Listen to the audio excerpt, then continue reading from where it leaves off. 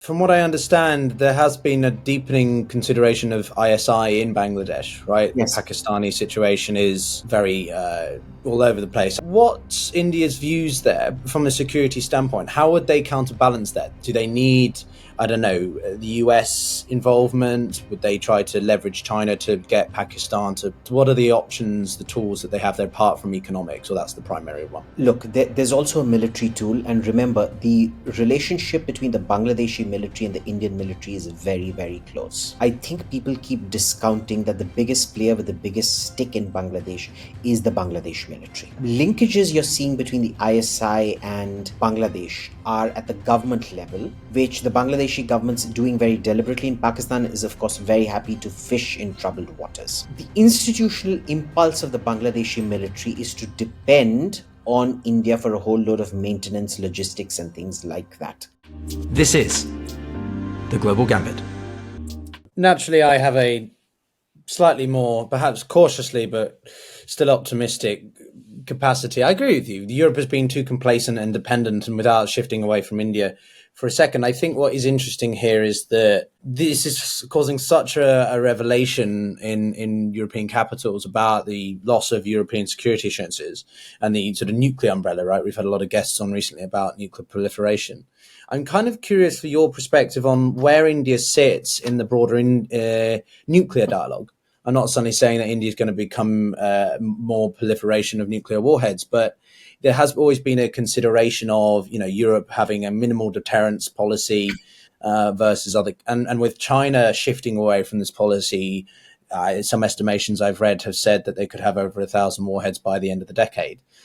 Where do you see India fitting in all the sort of nuclear element in this? Could you see them deepening their relationship with France in that way that it benefits both sides, or that's too much of a nebulous issue to think about right now? France is the prime target of our nuclear strategy in that sense. First is, the French pressurized heavy water reactor is the industry standard of efficiency and productivity. That's something we want. There have always been on and off negotiations on buying 49% of Areva, which is the French nuclear company. We also want single hulls nuclear submarine technology. Right now, it's Russian designed multi hull technology. And the French technology is very good because, unlike all other nuclear submarines that need to be chopped in half to refuel, the French just have this sort of cork that you can remove, refuel the rods, and lo and behold, you're refueled for the next 5 to 7 years.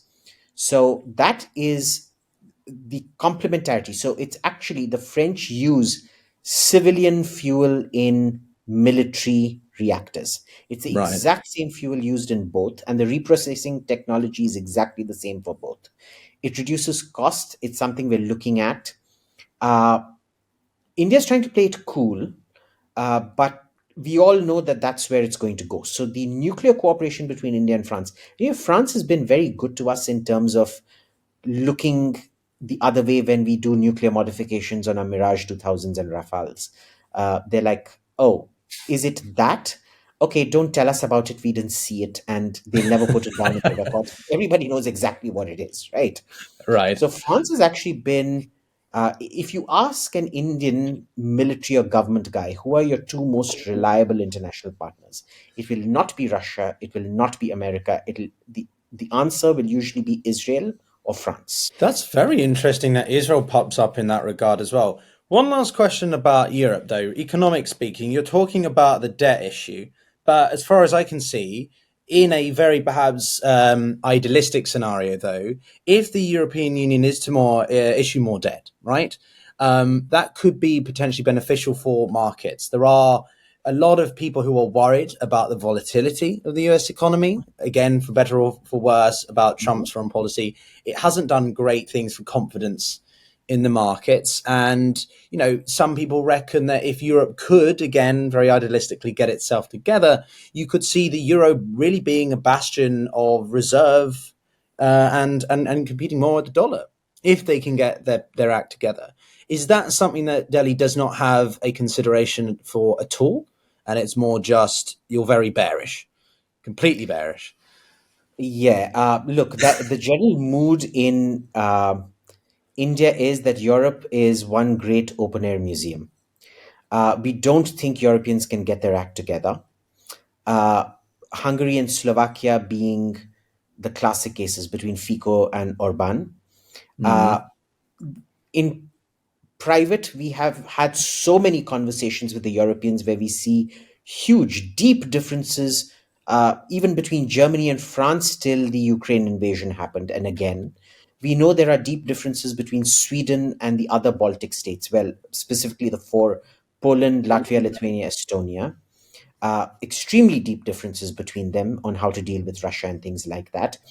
We don't see how Europe can overcome all of those. Number one. Number two, sure, they can increase debt, but remember the American market is a very different market from the European market. Debt can stimulate growth if you have American California style lending, where you can be a serial entrepreneur. Five of your startups could have failed. The sixth one will still, the bank will approve a loan based on how sound a case you make for that loan. In Germany or France, if your business has failed once, you're never going to get a loan again. So it's also a whole lot of market dynamism and things like that that go into it. Uh, we don't see Europe getting its act together. That's our baseline as. Okay. On Russia, obviously there are concerns about the sustainability of Ukraine's campaign. Putin and Trump are meeting tomorrow or having a phone call to discuss sort of potentially the ceasefire. Meanwhile, Europe is doing its own thing or attempting to do its own thing in the prospect of a ceasefire, which would be a big trigger point for Moscow. How is India looking at the Ukrainian ceasefire sort of dynamics? And is it pinning the blame particularly on anyone, or is Russia doing the right thing? Are there reservations? I'm curious what New Delhi's view there is. So, um, okay, let me ask you this question, and you give me the first answer that pops up in your mind. I'm just doing this as a Mm. mental exercise. A country uses ethnicity to invade another country and occupy a large percentage of its land area. Who am I talking about? Well, the Western media would say that's Russia. Yes, and we would say that was Pakistan in 1948, which invaded Kashmir and occupied a huge chunk of our land. And guess what Europe told us at that time? Divulge. There's no right or wrong out here. You two need to behave like adults, sit and sort it out. Don't ask us to choose sides. Now, Hmm. understand where Ukraine in this situation. So we're very clear Russia is an aggressor, that the Russian war is illegal. We've said so very clearly. At the same time, don't involve us in it. We're going to be friends with the Russians and we're going to be friends with the Europeans. Exactly Europe's position vis-a-vis Pakistan and India is India's position vis-a-vis Russia and Europe. That comes as no surprise. I'm perfectly aware of the Indian position on it. I think what's interesting, though, in this scenario is that now we have a divergence in, well, what we would consider the West, and the Europeans and the Canadians are at loggerheads with the Americans. So when we have this potential of some kind of ceasefire, but one that is largely based on all Putin's terms, the Europeans are not okay with that. They don't want to see Ukraine capitulate as much as Trump probably does. Ukraine wants security, America wants a ceasefire, Russia wants more time. Where does that influence India's views now, or the broader grand strategic view of this matter hasn't changed and will not change until the war is over? So, taking on from the last answer, how America's unreliability vis a vis Ukraine for us doesn't reflect its unreliability vis a vis Asia. It doesn't change our belief on how America will react to Chinese aggression either on Taiwan, Korea, Japan, India, Vietnam, any of these countries. And there's a reason for it, that America was a very stable ally to an ally that outlasted its utility and started placing very heavy strain on America. Uh, The message here is every country needs to be strong in its own right, and as long as you're that and you have a very clear time frame of what you're going to do, what you're going to achieve in how much time, uh, you can depend on America. So it hasn't really affected India's standing on America's standing in India. If anything, it's viewed as more reliable because it's cut off a gangrenous arm. So is that a suggestion, therefore, that you are more supportive of what some view as Trump's return to might makes right kind of doctrine, right? In the sense that we are, apart from China, Trump is trying to be more, less great power competition, which has, I think, predicated much of US thinking, at least in Washington, for the past few years. Do you see that as a good thing? That if you want to include India in that circle of great powers, quote unquote, that Trump's sort of might makes right approach, that smaller states should just shut up and listen to what the bigger powers have to say, is the right way to do it? This is Thucydides and the Million Dialogues, right? The strong will do what they do, and the weak must endure what they must. Yeah. Tell me, when has that not been the case? The NATO intervention in Libya was for a ceasefire, but it ended up being regime change. Syria, there was no resolution. They still imposed sanctions on Russia for helping the legally recognized government, at least by the UN, of that country. Kosovo, again, R2P and things like that, without a UN resolution going in there.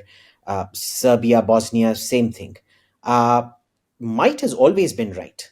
I know Europe wants to create these nuances. Oh, we went in there to protect. No, every country will concoct some legal rubric justifying its intervention.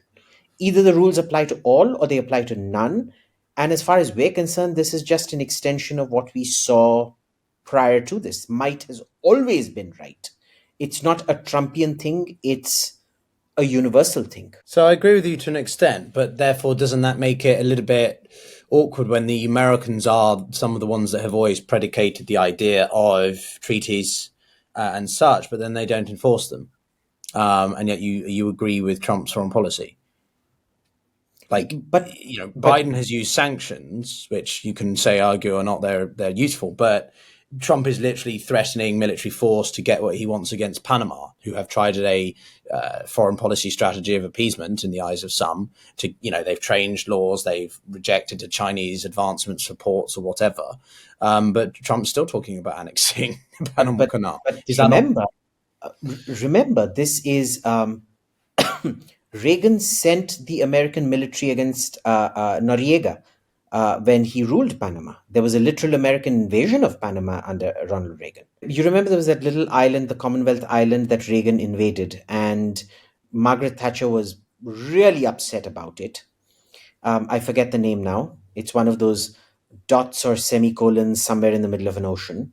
And there was Clinton's aborted invasion of Haiti when Jean-Bertrand Aristide was ousted in a coup to restore him.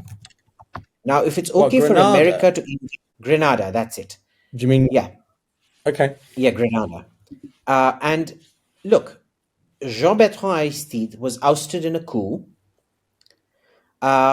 Clinton sent a task force to liberate it, and Haiti knew what was going to happen, and they surrendered last minute, hours away from the first wave of American aircraft coming and bombing it. So Trump has only saying things. He isn't doing things. We've seen several American presidents do it. Reagan, Bush daddy, Bush son, Clinton. They've violated sovereignty willy-nilly. This is the only president who hasn't started a war. As far as we're concerned, he's on much more solid ground than his predecessors on this. So we would much rather have threats than actual war. Okay, no, that's fine. And I just checked. Yeah, I was thinking of the H.W. Bush invasion of 1990, I think, and Reagan did do something. So, yeah, talking past each other on that one. But okay, interesting. But okay, last question on this then about sort of great power competition in that way then. So how does India feel about the next period under Trump? Are there any areas where they think he might be overstepping a bit? He's made references to Taiwan in that he will only provide them aid if they, well, provide him something in return, right? And we've seen some Taiwanese statements about relocating to mainland America. What's the opinion of New Delhi there? That this is low level transactional stuff that he needs to show for immediate politics. And once you pay that obeisance, this is like, have you been to Persepolis? There's this frescoes of the ambassadors who had to come bearing gifts for the Persian emperor. And then the Persian emperor guaranteed your security. You have to keep, this is like an emperor where you have to go pay your obeisance, donate little gifts, expensive gifts nevertheless, but relatively less to buy a good relationship. That's perfectly fine by us. Remember, India doesn't do alliances. We do mutual interests. This actually fits in perfectly with India's Weltanschauung in that sense. Yeah, and before we came on air, I was raising the point of that India's always been strategically autonomous, that it has conducted itself, or Modi maybe sees himself as a figurehead or a very strong voice in the global south, non-aligned movement, but that there have been some, I don't know if you want to call them academics or whatever, who have been suggesting the idea of multi-alignment. Is that something that just academics like to come up with new buzzwords, or is there actually a potential subtle but important shift in the way India approaches its foreign policy? No, it's the same. Okay. It's the same non-alignment. It's just a much better executed one. The problem with Nehru's non-alignment was that it was extremely badly executed. He used to get carried away by his own personal likes and dislikes. He thought of himself, and Mountbatten encouraged, because he almost became part of the Mountbatten family, which is the British royal family by extension. So he thought of himself almost as a once removed Mountbatten of Sakse India Gotha, the house of Sakse India Gotha. Have you heard of it? It's called the Nehru family. It's He had that. He looked down on Americans. He considered them crude, crass parvenus who can't speak English and have no appreciation for the higher things in life. It affected his policy. I would say it infected his policy. He had an absolutely obnoxious foreign minister called Krishna Menon, who used to go around unnecessarily. I mean, look, I can say, Pyotr, you're not the best looking man on earth. Or I could say, Pyotr, you should comb your hair. Or I can be a complete piece of shit and say, Pyotr, you're FFFFF, ugly as an FFFFF. Why? What is the need to say that? These people made a joke of foreign policy being, they were exactly, you saw what happened to the South African ambassador to DC, Ibrahim Rasool, who got kicked out. He got declared persona non grata and kicked out when he called Trump a racist and a white supremacist and all that. They were behaving exactly like South Africa and South Africa's ambassador to America. Now, for a dirt poor country at that time like India, that wasn't a very good policy. But the basis of it was sound. What we have today is a professionally managed non-alignment. Forget about this multi-alignment and things like that. This is just, the choir that wants to invent something new to crown Modi with. Nothing's changed. 70-year-old Indian foreign policy remains foreign policy today, just much better managed. Okay, so some more streamlined and efficient in that regard. Well, and on that point, one of the other questions I had for you was, from what I've seen in the news and colleagues I have in the region, Pakistan looks like it's sort of undergoing its own reapproachment with Bangladesh, right? After the years of mistrust, these two seem to be thawing their ties and getting on decent terms, whilst New Delhi is sort of caught in the middle. I'm not saying it's a pincer movement necessarily, but is that something that's on the mind of Indian policymakers? It is, but again, we're treating it seriously, but we've got lots of tools in our kit. Remember, India literally throttled its own ceramics and especially its textiles to allow Bangladesh to develop. It was done very specifically to help Sheikh Hasina. All that throttling ended the moment Sheikh Hasina boarded a flight to Delhi. Literally within the next 48 hours, all the textiles were told, caps on you are off, gloves are off, you do what you want, we'll support you. In those 6 months, I think more than 6 months now, Bangladeshi ceramic and textile exports have plummeted by 10%, and Indian exports have gained by 10%. If you look at the volumes, it's almost an exact match. There's lots of things like water sharing, transit, a huge number of illegal Bangladeshis in India, all of which are levers that we can use against Bangladesh. There is Tulsi Gabbard has been giving a lot of interviews in Delhi today, and she's made a very direct attack on Muhammad Yunus and his government, saying that they are engaging in attacks on minorities. And what was worse was she said that they're playing to a agenda of Islamist radicals like ISIS. She literally compared the Bangladeshi government to ISIS. She didn't say it in those words, but I've tweeted out that video. If you want to maybe link it in the description, you tell me what you make of it. It's quite clear where America's view of Bangladesh right now is, and the country is literally falling apart as we see it sitting here. This is going to be one of those moments where our own assessment is that the internal contradictions are so great, it's unsustainable. You have literally novices in government who think that government is like running your school election. They have no assessment of consequences.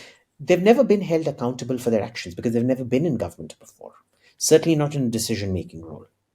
I wanted to ask you a little bit further on that, if you can incorporate this into your response. But from what I understand, there has been a deepening consideration of ISI in Bangladesh, right? Yes. The Pakistani situation is, well, very all over the place. I had a conversation with the political director, I think, of Imran Khan, or former Prime Minister Imran Khan. So what's India's views there from a security standpoint? How would they counterbalance that? Do they need, I don't know, the US involvement? Would they try to leverage China to get Pakistan to fall in line?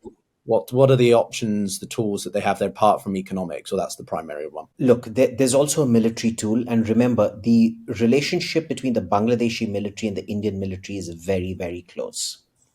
I think people keep discounting that the biggest player with the biggest stick in Bangladesh is the Bangladesh military.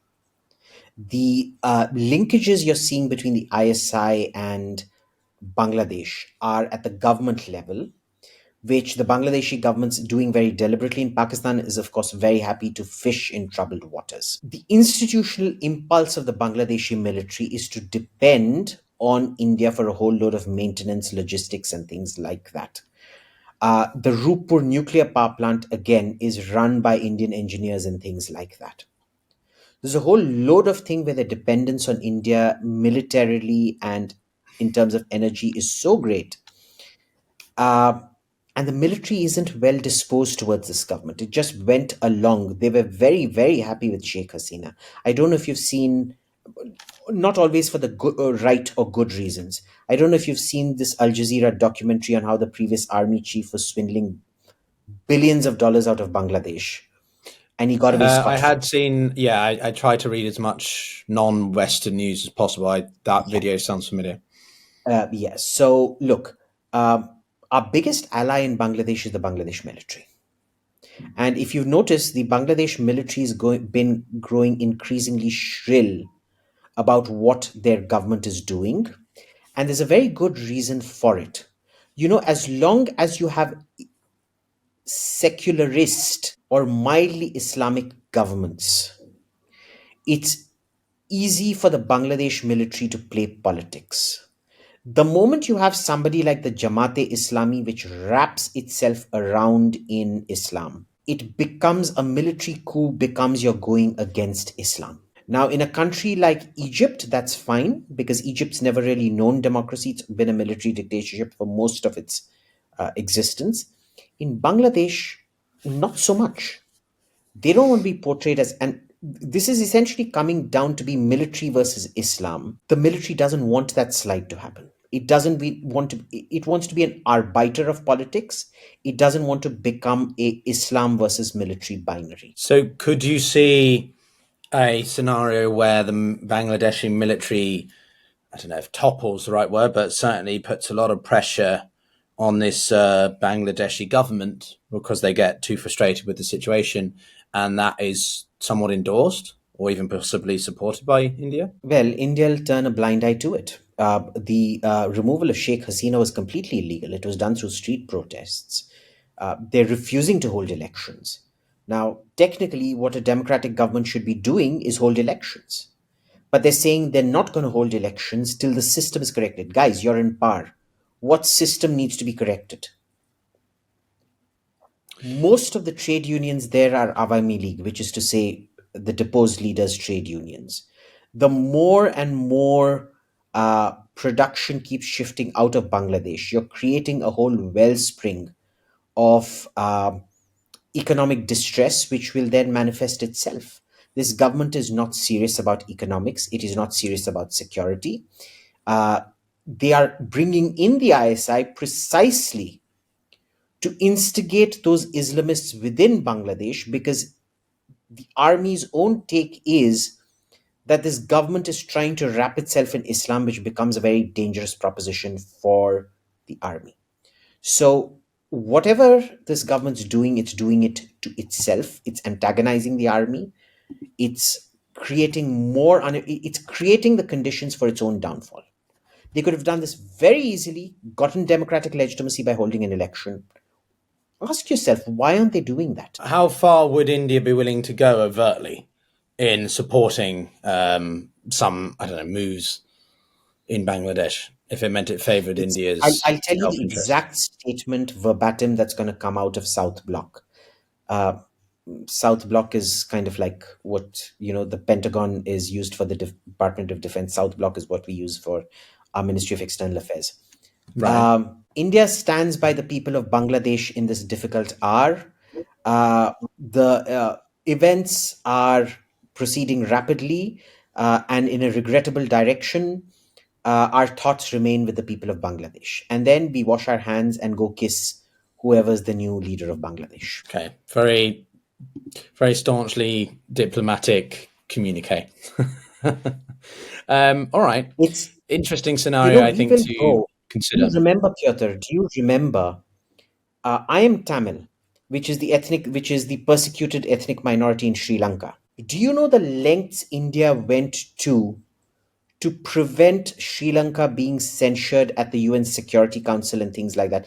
India called in a lot of favors to prevent the censuring of Sri Lanka for atrocities against my ethnicity. Now, I'm also half Bengali, and India will go to any lengths, reasonable lengths, to protect its interests in Bangladesh. Okay. Worth noting.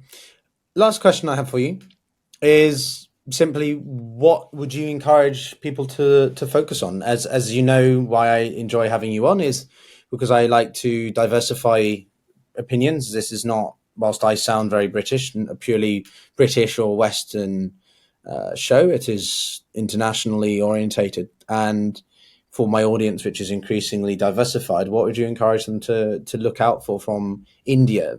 Certain things that we might be surprised by, other things we shouldn't be surprised by. Don't expect surprises from India. India is a very slow ship. Things don't change overnight. It doesn't matter left or right who's in power. You don't see radical shifts in government. There is no sense of urgency ever, where we take pride in being a 5,000-year-old civilization that has lasted. We're probably the only surviving Bronze Age religion on earth. There are parts of India where we still do human sacrifices. So there are parts of India that still live in the Paleolithic age. There are tribes on the Andaman Islands, the Sentinel Islands specifically, who are early Paleolithic. Possibly they've even lost the ability to craft stone tools and they depend entirely on wood. So they're actually pre-Paleolithic in that sense. So don't expect anything from India, basically. All right. Well, on that very, I think, historical and humbling note, thank you very much, Abhijit. It's always a pleasure to have you on. I'm glad you referenced the Sentinel Islands, actually. It's a key fascination of mine. And I hope to actually be coming to India at some point this year. So maybe we'll be doing this in person. But to everyone watching, thank you very much. I hope you enjoyed the conversation. And, well, consider subscribing and be sure to check out Abhijit's work and the video, which will be in the description as well. And Those thank things you are so going to much go for having from... me on, Pyotr. I just hope that when you come to India, you don't land up anywhere near the Sentinel Islands. You know what they do to people who land up in the Well, I'm not that American tourist from a couple of years ago. I'm a YouTuber, but I'm not a completely mentalist YouTuber. Okay, So good. anyway, thank you very much, everyone. Take care.